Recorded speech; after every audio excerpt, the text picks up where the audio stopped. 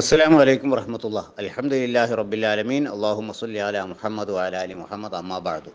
സ്നേഹമുള്ള ഖുർആൻ പഠിതാക്കളെ, 44-ാം അധ്യായം സൂറത്തു ദുഖാൻ തുടരുകയാണ്. ഇന്ന് 30 മുതൽ 37 വരെയുള്ള ആയത്തുകൾ നമുക്ക് പഠിക്കാം ഇൻഷാ അല്ലാഹ്. ആദ്യം അതിൻ്റെ പാരായണം. ബിസ്മില്ലാഹിർ റഹ്മാനിർ റഹീം. وَلَقَدْ نَجَّيْنَا بَنِي إِسْرَائِيلَ مِنَ الْعَذَابِ الْمُهِينِ. وَلَقَدْ نَجَّيْنَا بَنِي إِسْرَائِيلَ مِنَ الْعَذَابِ الْمُهِينِ. مِنْ فِرْعَوْنَ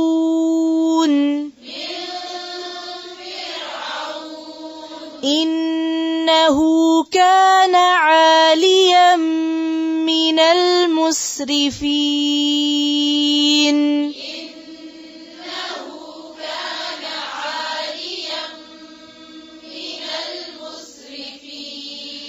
وَلَقَدِ اخْتَرْنَاهُمْ عَلَى عِلْمٍ عَلَى الْعَالَمِينَ.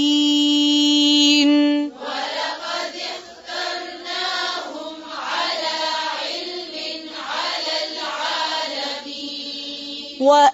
وَآتَيْنَاهُمْ مِنَ الْآيَاتِ مَا فِيهِ بَلَاءٌ مُبِينٌ. وَآتَيْنَاهُمْ مِنَ الْآيَاتِ مَا فِيهِ بَلَاءٌ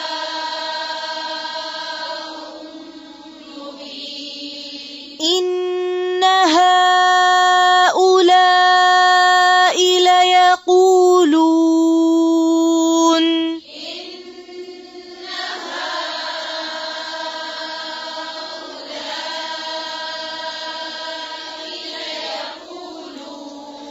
إِنْ هِيَ إِلَّا مَوْتَتُنَا الْأُولَى وَمَا نَحْنُ بِمُنشَرِينَ. إِنْ هِيَ إِلَّا مَوْتَتُنَا الْأُولَى وَمَا نَحْنُ بِمُنشَرِينَ. فَأْتُوا بِآبَائِنَا إِن كُنتُمْ صَادِقِينَ. فَأْتُوا بِآبَائِنَا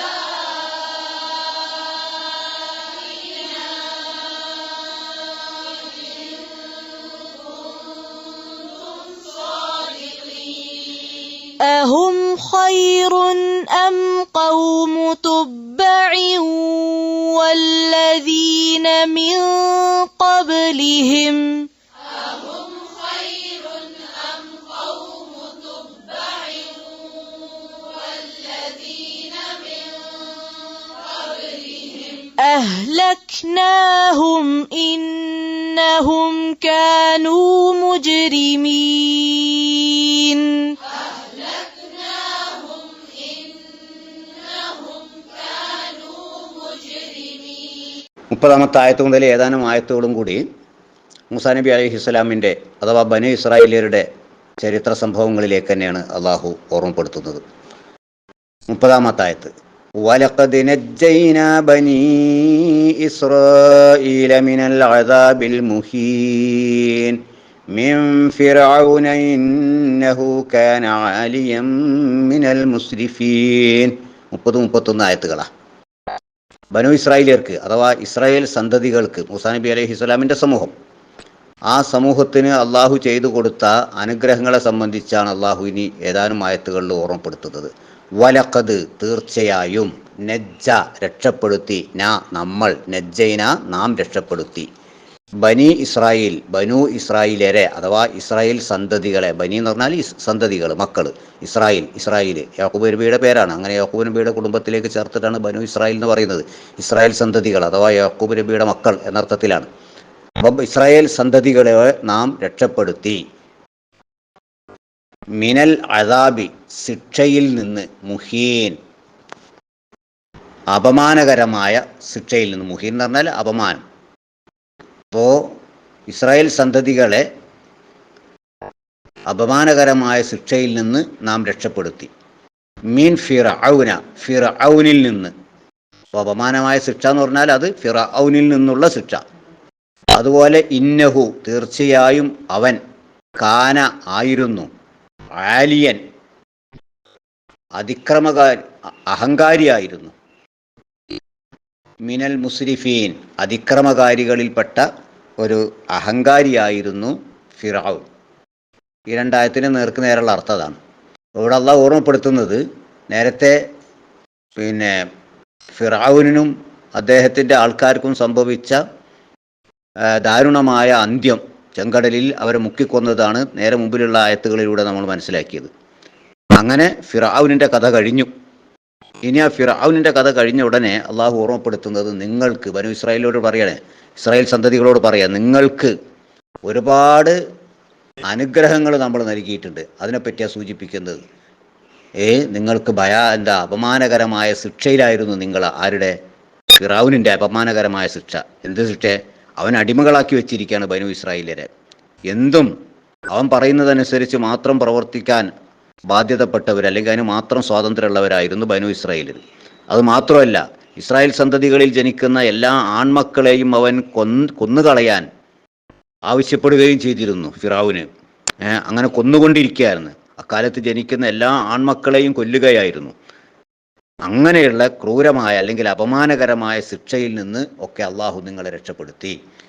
അതായത് ഫിർഔനിൽ നിന്ന്. ആ ഫിർഔനോ അവൻ ആലിയം മിനൽ മുസ്രിഫീൻ അതിക്രമകാരികളിൽ പെട്ട അഹങ്കാരിയായ അല്ലെങ്കിൽ ഏറ്റവും പൊങ്ങച്ചെന്നടിച്ച ഒരു മനുഷ്യനായിരുന്നു ആ ഫിർഔൻ. എന്തായ അദ്ദേഹത്തിന് അവസാനം എന്നുള്ളത് നിങ്ങൾ മനസ്സിലാക്കിക്കൊള്ളുന്ന. തുടർന്നുള്ള ആയത്ത് 32. വലഖദ് ഇഖ്തർനാഹും അലാ ഇൽമിൻ അലൽ ആലമീൻ. വലഖദ് തീർച്ചയായും, ഇഖ്തർന നാം തെരഞ്ഞെടുത്തു, ഹും അവരെ നാം തെരഞ്ഞെടുത്തു, അലാ ഇൽമിൻ അറിഞ്ഞുകൊണ്ട് തന്നെ, അലൽ ആലമീൻ ലോകരിൽ വെച്ച് അവരെ നമ്മൾ ഉത്കൃഷ്ടരാക്കി തെരഞ്ഞെടുത്തു. പിന്നെ തുടർന്ന് പറയുന്നത് ആത്തൈനാഹും മിനൽ ആയാതി മാ ഫീഹി ബലാഉം മുഅ്മിനീൻ. ആത്തൈനാഹും നാം അവർക്ക് നൽകി, ആത്തൈന നാം നൽകി, ഹും അവർക്ക്, മിനൽ ആയാത്തി തെളിവുകളിൽ നിന്ന് അല്ലെങ്കിൽ ദൃഷ്ടാന്തങ്ങളിൽ നിന്ന് നാം അവർക്ക് നൽകി, ബലാഉൻ പരീക്ഷണം നൽകി, മുബീൻ വ്യക്തമായ പല പരീക്ഷണങ്ങളും അവർക്ക് നാം ദൃഷ്ടാന്തങ്ങളായിട്ട് തന്നെ നൽകുകയും ചെയ്തു. അപ്പോൾ ബനു ഇസ്രായേൽ സന്തതികൾക്ക് അള്ളാഹു നൽകിയ ചില അനുഗ്രഹങ്ങളെ സംബന്ധിച്ച് ഓർമ്മപ്പെടുത്താണ്. ഒന്ന്, ഫിർഔനിൻ്റെ ശിക്ഷയിൽ നിന്ന് അവരെ രക്ഷപ്പെടുത്തി. രണ്ടാമത്തത്, ലോകത്ത് മനുഷ്യരാശിയിൽ ഇവരെ ബനു ഇസ്രായേലരെ, ഇസ്രായേൽ മക്കളെ അള്ളാഹു ആദരണീയരായ ഉന്നതരാക്കി വെച്ചു. അവരെ തെരഞ്ഞെടുത്തു എന്നാ. എല്ലാം അറിവോടുകൂടെ അള്ളാഹുവിൻ്റെ വ്യക്തമായ അറിവനുസരിച്ച് തന്നെ ഇങ്ങനെയൊക്കെ വേണ്ടാത്തരം ചെയ്യുന്നവരാണ് എന്നറിഞ്ഞുകൊണ്ട് തന്നെ അവരെ പടച്ച റബ്ബ് ലോകരുടെ കൂട്ടത്തിലെ ഉത്തമ വിഭാഗമാക്കി തിരഞ്ഞെടുത്തു. എങ്ങനെ? ഒരു പ്രവാചകൻ്റെ ശേഷം മറ്റൊരു പ്രവാചകൻ. അങ്ങനെ അടിക്കടി പ്രവാചകന്മാരെ നൽകിക്കൊണ്ട് അള്ളാഹു ആ സമൂഹത്തെ, ഇസ്രായേൽ സന്തതികളെ അള്ളാഹു തിരഞ്ഞെടുത്തു അല്ലെങ്കിൽ ആദരിച്ചു. അതോടൊപ്പം തന്നെ അവർക്ക് തെളിവ് എന്ന നിലക്ക് പരീക്ഷണമാണ്, അതേ സമയത്ത് അവർക്കൊരു വ്യക്തമായ ദൃഷ്ടാന്തവുമാണ്. ആ നിലക്ക് ഒരുപാട് അനുഗ്രഹങ്ങൾ, ദൃഷ്ടാന്തങ്ങൾ അള്ളാഹു കാണിച്ചു കൊടുത്തു. ദൃഷ്ടാന്തങ്ങൾ എന്ന് പറഞ്ഞാൽ പലതും. അവരെ പരീക്ഷിച്ച പല പരീക്ഷണങ്ങളും അള്ളാഹു പറയുന്നുണ്ട്. പേൻ, എവിടെ നോക്കിയാലും പേന്. നേരത്തെ നമ്മൾ മുമ്പത്തായത്തിൽ നമ്മൾ പറഞ്ഞിരുന്നു. പേൻ ശല്യം അവർക്ക്, തവളകളെ കൊണ്ടുള്ള ശല്യം, രക്തം, വെറുതെ എവിടെ നോക്കിയാലും രക്തം മാത്രം. ഭക്ഷണം വിളമ്പി വെച്ചാൽ അത് മുഴുവനും രക്തമയം. ഇങ്ങനെ ഉള്ള പല പരീക്ഷണങ്ങളും അത് അള്ളാഹിൻ്റെ ഒരു ദൃഷ്ടാന്തം തന്നെയാണ്. പരീക്ഷണങ്ങൾ, അതോടൊപ്പം അതൊരു പരീക്ഷണമാണ്. അങ്ങനെയുള്ള പല പരീക്ഷണങ്ങളും അവർക്ക് നൽകി. അതോടൊപ്പം തന്നെ പല അനുഗ്രഹങ്ങളും നൽകി. അവർക്ക് ഭക്ഷണം ആവശ്യപ്പെട്ടപ്പോൾ വാനലോകത്ത് നിന്ന് മഞ്ഞും സൽവയും ഇറക്കി കൊടുത്തു. വാനലോകത്ത് നിന്നല്ല, അവർക്ക് മഞ്ഞും സൽവയും നൽകി. മഞ്ഞു സൽവ എന്ന് പറഞ്ഞിട്ടുണ്ടെങ്കിൽ ഒരു തരം കാടപ്പക്ഷി പോലെയുള്ള പക്ഷിയും ഒരു തേനിന് സമാനമായ ഒരു ദ്രാവകം, ഒരു ചെടിയിൽ നിന്ന് അതിൻ്റെ നീര് തേനിൻ്റെ അതേ തുല്യമായ ഗുണമുള്ള രുചിയുള്ളത്, അതും അവർക്ക് നൽകി. അതുപോലെ അവർക്ക് ഭയങ്കര ചൂട് കഠിനമായപ്പോൾ മേഘത്തിൻ്റെ തണലിട്ട് കൊടുത്തു. അങ്ങനെ പലതും. അങ്ങനെ പല വിധത്തിലുള്ള അനുഗ്രഹങ്ങളും അള്ളാഹു അവർക്ക് നൽകി. അങ്ങനെ അള്ളാഹു അവരെ ആദരിച്ചു. 34, 35, 36 ആയത്തുകൾ. ഇന്ന ഹൗലാഇ ലയഖൂലൂൻ ഇൻ ഹിയ ഇല്ലാ മൗതതുനൽ ഊലാ വമാ നഹ്നു ബിമുൻശരീൻ ഫഅ്തൂ ബിആബാഇനാ ഇൻ കുൻതും സ്വാദിഖീൻ. മക്ക മുശ്രിക്കുകളുടെ വിഷയത്തിലേക്ക് തന്നെ വീണ്ടും മടങ്ങുകയാണ്. മുശ്രിക്കുകൾ അള്ളാഹുവിൻ്റെ ഏകത്വത്തെ അംഗീകരിച്ചില്ല. അന്ത്യദിനത്തിലെ പുനരുത്ഥാനത്തെ സംബന്ധിച്ച് അവർ അംഗീകരിച്ചില്ല. പല ദുർന്യായങ്ങളും അവർ പറഞ്ഞുകൊണ്ടിരുന്നു. അങ്ങനെ അതിൻ്റെ ഇടയിലാണ് മൂസാ നബി അലൈഹിസ്സലാമിൻ്റെയും ഫിറഔനിൻ്റെയും ചരിത്ര സംഭവങ്ങൾ അള്ളാഹു ഓർമ്മപ്പെടുത്തുന്നത്. പരസ്പരം ബന്ധപ്പെട്ടുകൊണ്ട് തന്നെ അവർ നിഷേധിച്ചു. എന്നാൽ അതിനേക്കാളും വലിയ നിഷേധികളായ ആൾക്കാരൊക്കെ മുമ്പ് കഴിഞ്ഞു പോയിട്ടുണ്ട്. ആ നിഷേധികളായ ഫിറഔനിൻ്റെ ഇവരെക്കാളും വലിയ വലിയ ആൾക്കാരൊക്കെ ആയിരുന്നവർ, അവരുടെ അവസ്ഥ എന്തായി അന്ത്യം എന്നൊക്കെ ഓർമ്മപ്പെടുത്തി. എന്നിട്ട് വീണ്ടും ആ മക്കാ മുശ്രിക്കുകളിലേക്ക് തന്നെ അള്ളാഹു തിരിച്ചു ചെല്ലുകയാണ് ഈ ആയത്തിലൂടെ. ഇന്ന തീർച്ചയായും, ഹാ ഉലാഇ ഇവർ അല്ലെങ്കിൽ ഇക്കൂട്ടർ, ലയഖൂലൂൻ അവർ പറയുകയാണ്, തീർച്ചയായും അവർ പറയുന്നു, ഇൻ ഹിയ ഇതല്ലാതെ മറ്റൊന്നുമല്ല, ഇല്ലാ മൗത്തത്തുന നമ്മുടെ മരണമല്ലാതെ മറ്റൊന്നുമല്ല. അപ്പോൾ ഇൻ ഹിയ ഇല്ലാ മൗത്തത്തുന നമ്മുടെ മരണമല്ലാതെ മറ്റൊന്നുമല്ല, അൽ ഊല നമ്മുടെ ആദ്യത്തെ അല്ലെങ്കിൽ ഒന്നാമത്തെ മരണമല്ലാതെ മറ്റൊന്നും തന്നെ ഇല്ല. അതായത് ഒരിക്കൽ മരിക്കുന്നു, പിന്നെ ഇനി വേറൊന്നുമില്ല. വമാ നഹ്നു നമ്മളല്ല, ബി മുൻശിരീൻ ഉയർത്തെഴുന്നേൽപ്പിക്കപ്പെടുന്നവരല്ല. ഫഅ്തു വീണ്ടും അവർ പറയാം, ഫഅ്തു എങ്കിൽ നിങ്ങൾ കൊണ്ടുവരിക, ബി ആബാഇന ഞങ്ങളുടെ പിതാക്കളെ നിങ്ങൾ കൊണ്ടുവരിക. ഞങ്ങളെ മരിച്ചുപോയ പിതാക്കളുണ്ടല്ലോ, അവരൊക്കെ നിങ്ങളൊന്നും ഇങ്ങോട്ട് കൊണ്ടുവാ. ഇൻ കുന്തും നിങ്ങളാണെങ്കിൽ, സ്വാദിഖീൻ സത്യവാന്മാരാണെങ്കിൽ. അപ്പോൾ പ്രവാചകന്മാരോട് ഇവർക്കുള്ള വാക്കാ. ആർക്ക്? ഈ നിഷേധികളായ ആൾക്കാർക്ക്. മക്കാ മുശ്രിക്കുകൾ പ്രവാചകൻ സല്ലല്ലാഹു അലൈഹി വസല്ലമയും അതുപോലെ തന്നെ പ്രവാചകനിൽ വിശ്വസിച്ചവരോടുമായി മക്കയിലെ മുശ്രിക്കുകൾ പറയുന്ന ചില കാര്യങ്ങളാണ്. എന്താ പറയുന്നത്? ഇവർ പറയുന്നു, ഒരിക്കങ്ങ് മരിച്ചു കഴിഞ്ഞാൽ ആദ്യമായിട്ടൊരു മരണമുണ്ട് ജീവിതത്തിൽ മനുഷ്യന്. ആ ഒരു മരണം, ആ മരണമല്ലാതെ പിന്നെ വേറൊന്നുമില്ല. അതോടുകൂടെ എല്ലാം കഴിഞ്ഞു. പിന്നെ അങ്ങ് മണ്ണായി പോവുക എന്നല്ലാതെ വീണ്ടും ഒരു പുനരുത്ഥാനമില്ല, രണ്ടാമത് ഉയർത്തെഴുന്നേൽപ്പൊന്നുമില്ല. അപ്പോൾ മരിച്ചു കഴിഞ്ഞാൽ കഴിഞ്ഞു. അതാണ് പറഞ്ഞത് ഇൻ ഹിയ ഇല്ലാ മൗത്തത്തിൻ്റെ ലൂല.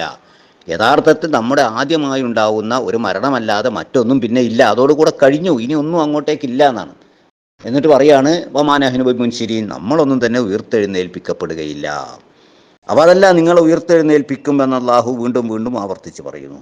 ആ വചനങ്ങൾ, വിശുദ്ധ ഖുർആനിൻ്റെ വചനങ്ങൾ പ്രവാചകൻ സല്ലല്ലാഹു അലൈഹി വസല്ലം അവർക്ക് ഓതി കേൾപ്പിച്ചു കൊടുക്കുന്നു. അതിൽ വിശ്വസിച്ചിട്ടുള്ള കുറേ ആൾക്കാർ വിശ്വാസികളായിട്ട് അവരുടെ മുമ്പിൽ ഉണ്ട് താനും. അപ്പോൾ അവർ പറയുകയാണ്, അങ്ങനെയാണെങ്കിൽ നിങ്ങളിങ്ങനെ വീണ്ടും വീണ്ടും പറയുന്നുണ്ടല്ലോ ഉയർത്തെഴുന്നേൽപ്പുണ്ട്, വീണ്ടും ഒരു പുനരുത്ഥാനമുണ്ട്, മരിച്ചവരെ പിന്നെയും ജീവിപ്പിക്കും. അപ്പോൾ അവർക്കുള്ള മറുപടി അങ്ങനെയാണല്ലോ, കുതന്ത്രങ്ങൾ തന്നെയാണ് നമ്മൾ കേട്ടത്, ഇതുവരെ പഠിച്ചതൊക്കെ അങ്ങനെ തന്നെയാണ്. മക്കയിലെ മുശ്രിക്കുകൾ ഓരോന്നിനും ദുർന്യായങ്ങൾ പറഞ്ഞുകൊണ്ടിരിക്കുകയാണ്. ആ ദുർന്യായം പറയാൻ ഫിറൗൻ ഒട്ടും മോശക്കാരനായിരുന്നില്ലല്ലോ. അതാണ് കൂട്ടി യോജിപ്പിച്ചുകൊണ്ട് അള്ള പറയുന്നത്. പിന്നെ അവർ പറയുന്ന ചില വാക്ക് എന്ത്? ഫഅ്തു ബി ആബാഇനാ ഇൻ കുന്തും സ്വാദിഖീൻ നിങ്ങൾ പറയുന്നത് ശരിയാണെങ്കിൽ ഞങ്ങളിൽ നിന്ന് മരണപ്പെട്ടു പോയിട്ടുള്ള കുറേ പിതാക്കന്മാരുണ്ട്, ആ പഴയ തലമുറകളെ ഒന്നിങ്ങ് ജീവിപ്പിച്ച് വരട്ടെ, അവരൊന്നിങ്ങോട്ട് ഉയർത്തെഴുന്നേൽപ്പിച്ച് കൊണ്ടാ ഒരാളെയെങ്കിലും ഞങ്ങളിൽ നിന്ന് മരിച്ചുപോയ ഒരാളെയെങ്കിലും ഇങ്ങോട്ടേക്ക് ഉയർത്തെഴുന്നേൽപ്പിച്ചിട്ട് ഞങ്ങളെ മുമ്പിലേക്ക് ഇട്ട് കൊണ്ടുവരും. എന്നിട്ട് ഞങ്ങൾ അവനോടൊക്കെ ചില കാര്യങ്ങളൊക്കെ ഞങ്ങളൊന്ന് ചോദിച്ചു നോക്കട്ടെ, നിങ്ങളൊക്കെ പറയുന്നത് സത്യമാണോ എന്നുള്ളത്. നിങ്ങൾ പറയുന്നുണ്ടല്ലോ മരണാനന്തരമുള്ള ജീവിതത്തിൽ അങ്ങനെയുണ്ട് ഇങ്ങനെയുണ്ട്, ബർസഖിന് ശിക്ഷയുണ്ട്, അത് പറഞ്ഞിട്ട് പലതും പറയുന്നുണ്ടല്ലോ. എന്നാലേ മരിച്ചു പോയണ്ടല്ലോ ഒരാളെങ്കിലും ഹയാത്ത് ഇടിച്ചിട്ട് ഇങ്ങോട്ട് കൊണ്ടുപോവാ, എന്നിട്ട് ഞങ്ങളൊന്ന് നോക്കട്ടെ, ഞങ്ങളൊന്ന് ചോദിക്കട്ടെ ഓലോട് എന്ന്. ഇതുർന്യാൻ ഈ കുതന്ത്രങ്ങളും എന്താ പറയൽ കുബുദ്ധി മാത്രമാണ് ഇവരുടെ മുമ്പിലുള്ളത്. അവരുടെ ചോദ്യമാണ്. അപ്പോൾ നിങ്ങൾ ഉണ്ടെങ്കിൽ നിങ്ങൾ കൊണ്ടുവരൂ, കഴിയുമെങ്കിൽ ഒരാളെയെങ്കിലും നിങ്ങൾ കൊണ്ടു. അവരോട് തന്നെ അള്ളാഹു ചോദിക്കുക, അഹും ഖൈറും അം ഖൗമു തുബ്ബഇൻ വല്ലദീന മിൻ ഖബ്ലിഹിം അഹ്ലക്നാഹും ഇന്നഹും കാനൂ മുജ്രിമീൻ. അള്ളാഹുവിൻ്റെ ചോദ്യ, അഹും അവരാണോ, ആണോ, ഹും അവരാണോ, ഖൈറുൻ ഉത്തമം അല്ലെങ്കിൽ നല്ലവർ അവരാണോ, അതല്ല കൗമു ജനത തുബ്ബഴിൻ്റെ ജനതയാണോ? അപ്പോൾ ഇവരാണോ ഉത്തമം, അല്ലെങ്കിൽ തുബ്ബഴിൻ്റെ ജനതയാണോ ഉത്തമം? തുബ്ബ നമുക്ക് വിശദീകരിക്കാനാണ്. വല്ലദീന മറ്റൊരു കൂട്ടരുമാണോ, മിൻ ഖബിലിഹിം ഇവർക്ക് മുമ്പ് കഴിഞ്ഞു പോയ വേറെ ആൾക്കാരുണ്ടായിരുന്നു, അവരാണോ? അവരും തുബ്ബഴുമൊക്കെയാണോ ഇവരെക്കാളും വലിയ ആൾക്കാർ, അല്ലെങ്കിൽ ഇവരെക്കാളും നല്ലവർ? അഹിലക്കിനാഹും ആ മുൻ തലമുറകളെ നമ്മൾ നശിപ്പിച്ചിട്ടുണ്ട്. അഹിലക്കിന നാം നശിപ്പിച്ചു, ഹും അവരെ, അതായത് ഇവർക്ക് മുമ്പുണ്ടായിരുന്ന സമൂഹത്തെയും നമ്മൾ നശിപ്പിച്ചിട്ടുണ്ട്. ഇന്നഹും തീർച്ചയായും അവർ, കാനു അവരായിരുന്നു, മുജ്രിമീൻ കുറ്റവാളികളായിരുന്നു അവർ. അല്ലാഹ് അവരോട് ചോദിക്കുന്നത്, നിങ്ങൾ ഇങ്ങനെയൊക്കെ ധാർഷ്ട്യവുമായിട്ട് ജീവിക്കുന്നവരാണല്ലോ, എത്ര പറഞ്ഞാലും അംഗീകരിക്കാത്തവർ. അപ്പോൾ പടച്ചവൻ്റെ ചോദ്യം, നിങ്ങളാണോ മുൻ കഴിഞ്ഞു പോയ നിങ്ങളെക്കാളും വലിയവന്മാരായ ആൾക്കാരൊക്കെ ഒരുപാട് കഴിഞ്ഞു പോയി, അവരാണോ നിങ്ങളാണോ ഉത്തമർ? അല്ലെങ്കിൽ ഓരാണോ വലിയ ആൾക്കാർ, നിങ്ങളാണോ വലിയ ആൾക്കാർ? ശക്തന്മാർ നിങ്ങളാണോ, അല്ലെങ്കിൽ നിങ്ങൾക്ക് മുമ്പ് കഴിഞ്ഞു പോയ ആൾക്കാരാണോ? ആ ജനതയെ നമ്മൾ നശിപ്പിച്ചിട്ടുണ്ട്. ആ കുറ്റവാളികളായ ജനതക്ക് സംഭവിച്ച അപകടങ്ങൾ പലതും നിങ്ങൾ ചരിത്രത്തിലൂടെ, അല്ലെങ്കിൽ നിങ്ങൾ പാരമ്പര്യമായി കേട്ടറിഞ്ഞ് വന്നവരാണ്. അപ്പോൾ നിങ്ങളെക്കാളും കഴിവുള്ള ആൾക്കാരൊക്കെ ഉണ്ടായിരുന്നല്ലോ, ശക്തിയും ബലവും സാമ്പത്തിക ശേഷിയും എല്ലാം ഉണ്ടായിരുന്നേ. ആ ജനതയെ നമ്മൾ നശിപ്പിച്ചിട്ടുണ്ട്. അപ്പോൾ പിന്നെ നിങ്ങളെ നശിപ്പിക്കാനാണോ നമുക്ക് അത്ര വലിയ ഇടങ്ങാറ് എന്നാണ് അള്ളാഹു ചോദിക്കുന്നത്. ഇവിടെ ഈ ആയത്തിൽ തുബ്ബഴിനെ സംബന്ധിച്ച് സൂചിപ്പിക്കുന്നുണ്ട്. തുബ്ബഴി എന്നത് യമനിലെ രാജ കുടുംബമാണ്. അവരെ തുബ്ബഴുമാർ എന്നാണ് അവരറിയപ്പെട്ടിരുന്നത്. അപ്പോൾ മുസ്ലിങ്ങളുടെ ഭരണാധികാരിക്ക് ഖലീഫ എന്ന പേരിൽ അറിയപ്പെടുന്നു, അല്ലേ? അത് നമുക്കറിയാലോ. റസൂലുള്ളാഹി സ്വല്ലല്ലാഹു അലൈഹി വസല്ലമയുടെ ശേഷം അബൂബക്കർ സിദ്ദീഖ് റളിയല്ലാഹു അൻഹു ഖലീഫ, പിന്നെ ഉമർ ഇബ്നു ഖത്താബ് റളിയല്ലാഹു അൻഹു, ഉസ്മാൻ റളിയല്ലാഹു അൻഹു, അലി റളിയല്ലാഹു അൻഹു, ഇങ്ങനെ തുടങ്ങിയിട്ട് ഖലീഫ എന്ന പേരിൽ മുസ്ലിങ്ങളുടെ ഭരണാധികാരികൾ അറിയപ്പെടുന്നു. അതുപോലെ യമനിലെ ഭരണാധികാരികളായ രാജാക്കൾ അറിയപ്പെട്ടിരുന്ന പേരാണ് തുബ്ബഴുകൾ. തുബ്ബഴ് എന്നുള്ള പദം എങ്ങനെയാണ് വന്നത്? രണ്ട് വിശദീകരണം പണ്ഡിതന്മാർ അതിനെപ്പറ്റി, ചരിത്രകാരന്മാർ പറയുന്നുണ്ട് അതിന്. ഒന്ന്, തുബ്ബഴ് എന്ന് പറഞ്ഞാൽ പിന്തുടരപ്പെടുന്നവൻ എന്നാണ് വാക്കിൻ്റെ അർത്ഥം. അപ്പോൾ തുബ്ബഴുമാർ എന്ന് പറഞ്ഞാൽ പിന്തുടരപ്പെടുന്നവർ. എങ്ങനെ പിന്തുടരപ്പെടുന്നു? ഒരു രാജാവിന് ശേഷം ആ രാജാവിൻ്റെ കുടുംബത്തിലെ യോഗ്യനായ വ്യക്തിക്ക് ആ രാജാധികാരം ലഭിക്കുന്നു. രാജഭരണം അങ്ങനെയാണല്ലോ. അപ്പോൾ ഒരാൾക്ക് ശേഷം മറ്റൊരാൾ അയാളെ തുടർന്ന് വരുന്നു. ഒന്നാമനെ തുടർന്ന് രണ്ടാമനെ തുടർന്ന് മൂന്നാമൻ വരുന്നു. അതുപോലെ തുടർച്ചയായി ഒന്നിന് പിറകെ മറ്റൊന്നായിട്ട് കുടുംബത്തിലുള്ളവർ തന്നെ അധികാരത്തിൽ വരുന്നു, അല്ലെങ്കിൽ രാജാക്കളാകുന്നു എന്നതുകൊണ്ട് അങ്ങനെ പിന്തുടർന്ന് വരുന്നവർ എന്ന അർത്ഥത്തിൽ അവർക്ക് തുബ്ബഴ് എന്ന് പേര് പറയുന്നു. അതല്ല, ജനങ്ങളൊക്കെയും ഇവരെ അംഗീകരിക്കേണ്ടവരും ഇവർ പറയുന്നത് സ്വീകരിക്കേണ്ട, ഇവരെ പിന്തുടരേണ്ടവരാണ്. കാരണം ഭരണത്തിൻ്റെ കീഴിലുള്ള ആൾക്കാർ രാജാവിനെ അംഗീകരിക്കണം, രാജാവിനെ പിന്തുടരണമല്ലോ. ആ അർത്ഥത്തിലാണ് അവർ തുബ്ബഴുമാർ എന്ന് വിളിക്കപ്പെടുന്നത് എന്നും പറയുന്നുണ്ട്. ഏതായിരുന്നാലും ശരി, യമനിലെ രാജവംശത്തിന് പറഞ്ഞിരുന്ന പേരായിരുന്നു തുബ്ബഴുകൾ എന്ന്. ഇപ്പോൾ പിന്നെ കിസ്ര എന്ന് വിളിക്കും. പേർഷ്യൻ രാജാക്കളെ കിസ്രമാർ എന്നാണ് അറിയപ്പെട്ടിരുന്നത്. അതുപോലെ റോമിലെ രാജവംശത്തെ കൈസർ എന്നറിയപ്പെട്ടിരുന്നു. അതുപോലെ യമനിലെ രാജവംശമാണ് തുബ്ബഴി രാജവംശം. അപ്പോൾ ഈ തുബ്ബഴി രാജവംശത്തിലുണ്ടായിരുന്ന അതിശക്തന്മാരായ ആൾക്കാർ, എല്ലാ കഴിവും പിന്നെ എല്ലാ വിഭവങ്ങളും എല്ലാം ഉണ്ടായിരുന്നവർ, ആ ജനതയെ തുബ്ബഴി രാജാവിൻ്റെ ഭരണീയരായിട്ടുള്ള ജനങ്ങൾ ദുർനടപ്പുകാരായപ്പോൾ അവരെ നമ്മൾ ശിക്ഷിച്ചിട്ടുണ്ട്. ഇത് അറബികളെ സംബന്ധിച്ചിടത്തോളം പരിചിതമാണ്. ഏകദേശം റസൂലുള്ളാഹി സ്വല്ലല്ലാഹു അലൈഹി വസല്ലമയുടെ ഒരു 1000 വർഷം മുമ്പ് യമനിൽ ജീവിച്ചിരുന്ന ഒരു രാജകുടുംബമാണ് തുബ്ബഴ്. 1000 വർഷത്തോളം മുമ്പാണ്, ഏകദേശം ചരിത്രകാരന്മാർ പറയുന്നത് അങ്ങനെയാണ്. അപ്പോൾ ആ 1000 വർഷം മുമ്പുണ്ടായിരുന്ന തുബ്ബഴുമാർ, യമൻ എന്ന് പറഞ്ഞാൽ അവർ അറേബ്യയുമായിട്ട് ഏതാണ്ട് അടുത്ത് കിടക്കുന്ന സ്ഥലങ്ങളാണ്. താരതമ്യേന മറ്റു ദേശത്തെക്കാളും അവർക്ക് അടുത്തുള്ളതും പരിചയമുള്ളതുമായ ഒരു പ്രദേശമാണ് യമൻ. അതുകൊണ്ട് പാരമ്പര്യമായി അവരിങ്ങനെ പിതാക്കളിൽ നിന്ന് ഇങ്ങനെ വന്നിട്ട് ഈ ചരിത്ര സംഭവം അവരുടെ മനസ്സിലുണ്ട്, അറബികളുടെ ഇടയിലുണ്ട്. അന്ന് തുബ്ബഴമാർക്ക് ഇങ്ങനെ സംഭവിച്ചിട്ടുണ്ട് എന്നുള്ള കാര്യങ്ങൾ, തുബ്ബഴമാരെന്ന് പറഞ്ഞാൽ ആ ജനതയ്ക്ക് ഇങ്ങനെ സംഭവിച്ചിട്ടുണ്ട് എന്നൊക്കെയുള്ള കാര്യങ്ങൾ അവരുടെ മനസ്സിലുണ്ട്. അവരെ അങ്ങനെ കേട്ടുകേൾവിയായിട്ട് വരുന്നുണ്ട്. അതും കൂടെ ഇവരെ ഓർമ്മപ്പെടുത്താണ്. തുബ്ബഴ് രാജവംശത്തിലെ ആ ജനങ്ങൾ ദുർനടപ്പുകാരായപ്പോൾ അവരെ അള്ളാഹു ശിക്ഷിച്ചത് നിങ്ങൾക്ക് ഓർമ്മയുണ്ടല്ലോ.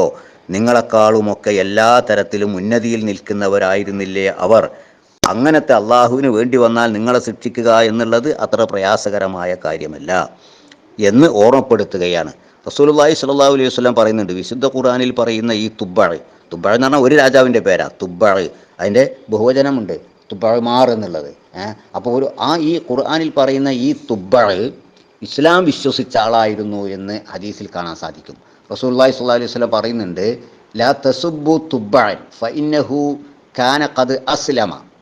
തുബ്ബഅിനെ നിങ്ങൾ ചീത്ത പറയരുത്, കാരണം തുബ്ബഅ് ഇസ്ലാം സ്വീകരിച്ച വ്യക്തിയായിരുന്നു. എന്നിട്ട് റസൂലുള്ളാഹി സ്വല്ലല്ലാഹു അലൈഹി വസല്ലം പറയുന്നുണ്ട്, മാ അദ്രി അക്കാന തുബ്ബഉൻ നബിയ്യൻ ഔ ഗൈറ നബിയ്യിൻ. തുബ്ബഅ് ഒരു പ്രവാചകനാണോ അതല്ല പ്രവാചകനല്ലാത്ത ഒരു വ്യക്തിയാണോ എന്ന് എനിക്ക് അറിഞ്ഞുകൂടാ. എന്നിരുന്നാലും തുബ്ബഅ് ഇസ്ലാം സ്വീകരിച്ച ഒരു വ്യക്തിയായിരുന്നു. ഇസ്ലാം നേരത്തെ മുതലുണ്ടല്ലോ, ആദം നബി അലൈഹി സ്വലാമിൻ്റെ കാലം മുതലുണ്ടല്ലോ.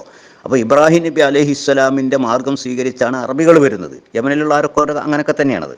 ആ തലമുറ തന്നെയാണ് യമനിലുള്ള ആൾക്കാർ.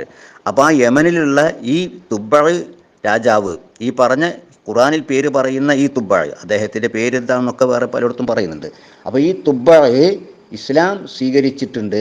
അദ്ദേഹം നബിയാണോ അല്ലേന്ന് എനിക്ക് പറയാൻ കഴിയില്ല എന്ന് റസൂലുള്ളാഹി സ്വല്ലല്ലാഹു അലൈഹി വസല്ലം പറയുന്നുണ്ട്. ഏതായാലും നിങ്ങൾ ആ തുബ്ബഅിനെ വിമർശിക്കരുത്, ആ തുബ്ബഅിനെ നിങ്ങൾ ചീത്ത പറയരുത്. പിന്നെ ആരാണ് മോശക്കാരായത്? ആ തുബ്ബഅിൻ്റെ കീഴിലെ ജനത. ആ ജനതയിൽ ഭൂരിഭാഗം ആൾക്കാരും അള്ളാഹുവിനെ ധിക്കരിച്ച് നടക്കുന്ന ആൾക്കാരായിരുന്നു. അവരെ അള്ളാഹു ശിക്ഷിക്കുകയും ചെയ്തു. ഇത് നിങ്ങൾക്കറിയാമല്ലോ എന്നാണ് അറബികളോട് റസൂലുള്ളാഹി സ്വല്ലല്ലാഹു അലൈഹി വസല്ലം പറയുന്നത്. അപ്പോൾ ഈ സൂറത്തിൽ അടിക്കടിയായിട്ട് അള്ളാഹു മുൻ സമൂഹത്തിൻ്റെ കാര്യങ്ങൾ ഓർമ്മപ്പെടുത്തുന്നുണ്ട്. ധിക്കാരികളായ ജനതയ്ക്ക് സംഭവിച്ച അപകടങ്ങൾ എന്തായിരുന്നു എന്ന് നിങ്ങൾ കണ്ടറിയണമെന്ന്. അതിന് ഉദാഹരണം പറഞ്ഞാണ് നേരത്തെ ഫിറഔനിൻ്റെ കാര്യം. ഇപ്പോൾ തുബ്ബഅിൻ്റെ രാജ്യക്കാർക്ക് സംഭവിച്ചത് അത് അള്ളാഹു ഈ ആയത്തിലൂടെ ഓർമ്മപ്പെടുത്തി. ഇതൊക്കെ നിങ്ങൾക്കൊരു പാഠമാകണമെന്നാണ് ഓർമ്മപ്പെടുത്തുന്നത്. നമുക്കും അത് പാഠമാണ്. എന്തൊക്കെ ഉണ്ടായാലും എല്ലാം വിട്ടേച്ച് അള്ളാഹുവിലേക്ക് പോകേണ്ടവരാണ് നമ്മൾ എന്ന ബോധം നമുക്ക് വേണം. അങ്ങനെ വിശ്വാസികളായി ജീവിക്കണമെന്ന് ഓർമ്മപ്പെടുത്തുകയാണ്. വസ്സലാമു അലൈക്കും വറഹ്മത്തുള്ളാഹി.